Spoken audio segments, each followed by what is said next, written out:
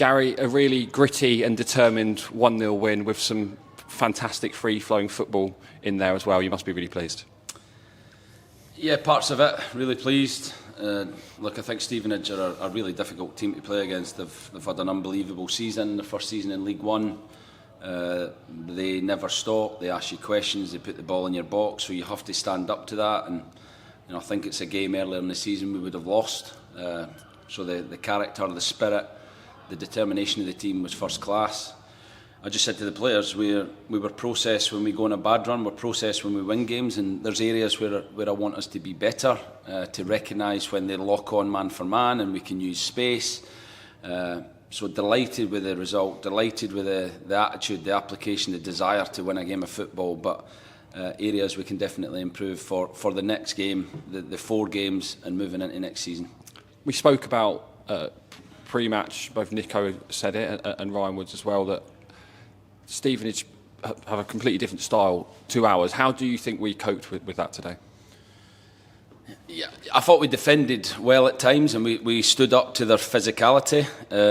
I think we can keep the ball better. I think we can understand space better. I think our movements can be better. They go very man-to-man and we have to recognise that and when to play space. We have to recognise how the game changes after a few minutes when Butts gets booked. We have to get the ball to Dion every time we can and get at him and create 1v1s. And, so those little nuances within the game, that understanding of the game, I think we can improve. But as we've said all season, this is a team that was built in the summer. It was kind of rebuilt again in January. So these players are still developing and growing together. But what we do see now is a real spirit of togetherness. Not just the players and the supporters together. And that can be really powerful. Alex Hartridge was named captain, which came as a surprise to many. What was the thinking behind that one? Yeah, look, it's no surprise that he's leaving next season. We've offered him contracts and he's choosing to go elsewhere. He has been an amazing servant for this football club. He's found himself out the team second half of the season.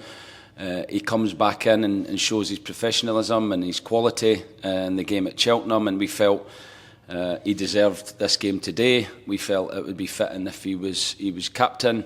But in the next 4 games, we'll look to probably play different players that are going to be here next season and players that we can build next season on. But I said to him a few weeks ago, regardless of what he did on Monday, that we would try and give him a moment where he could come back in the team, because from a young boy, he's been at this football club. He's grown, as a person, as a player through this football club, and we didn't want the last 3 or 4 months to affect how he felt about his time at this football club. And I think, after these 2 results, 2 wins, finishing as captain at SGP, I think it's a fitting end to another wonderful academy prospect who we hope to go on and see have a magnificent career.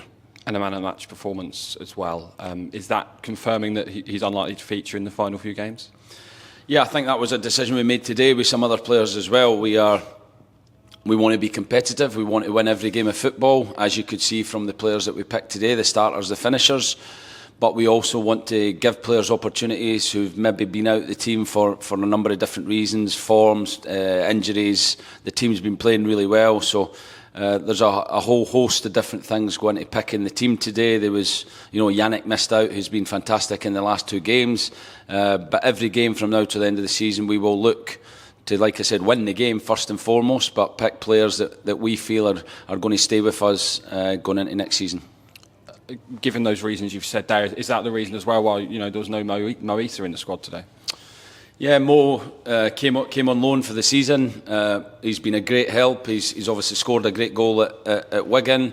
When he's been on the pitch, he's done great for us. He's pushed Sonny for me to different levels, and that is what a squad does. That is what competition in the squad does. It doesn't only kind of give us more options to pick a team. It drives performance and it drives standards in everyone throughout the squad. So he's been great for us and what he kind of came in to do. But he has things for next season that he wants to look to, and we have to look to that as well. So yeah, every squad I think from now to the end of the season will have different facets to it, but it's all geared toward winning. It's all geared towards building for this season and next season as well.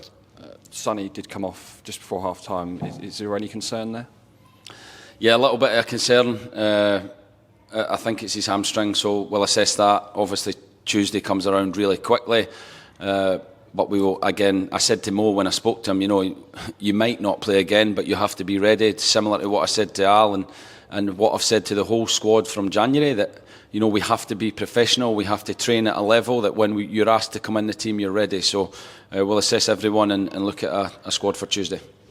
Just to finish up then, we haven't even spoken about the goal itself. Fantastic pressing from Sonny, which it came from a header forward from Alex, and then it fell fortunately to Reece, who coolly slotted it away. Yeah, and I think that was something we didn't do well second half, where when they applied man-to-man pressure, you can play in space and force them into defensive mistakes. And when we play against direct teams all season, we've tried to be really aggressive. We try and rather than defending the ball, we try and stop the forward pass with our nearest and next principles of players being really aggressive, getting to the ball, and today it's got us a goal. And I felt in that second half, rather than inviting pressure, we could have put more pressure on Stevenage by passing forward and applying our kind of defensive principles higher up the pitch. Just finally then, heading to Leyton Orient on Tuesday, I think over 600 fans are making the journey up to London as well. And as you've suggested, first and foremost go to win, but perhaps the fans will see a team with one eye on next season. Yeah, look, I think when I've come into the football club, I've tried to put a team in the park that's capable of winning, no matter who we're playing. Last year we played some huge clubs and, we were competitive in a lot of those games. This season similar. And we've been on a roller coaster as a football club, the highs of the start, the low of mid-season and the high at the end. So having the supporters behind us home and away is huge for this football club. I said to the players in there, when we give these fans that desire, that commitment, and we have that connection from pitch to stand and to big bank, then I think it's really powerful, and we have to try and keep building that. Obviously 3 away games where we understand how difficult it is to travel, the cost, the time, and hopefully we can come back with a lot of points to finish the season here and have a special day at the park.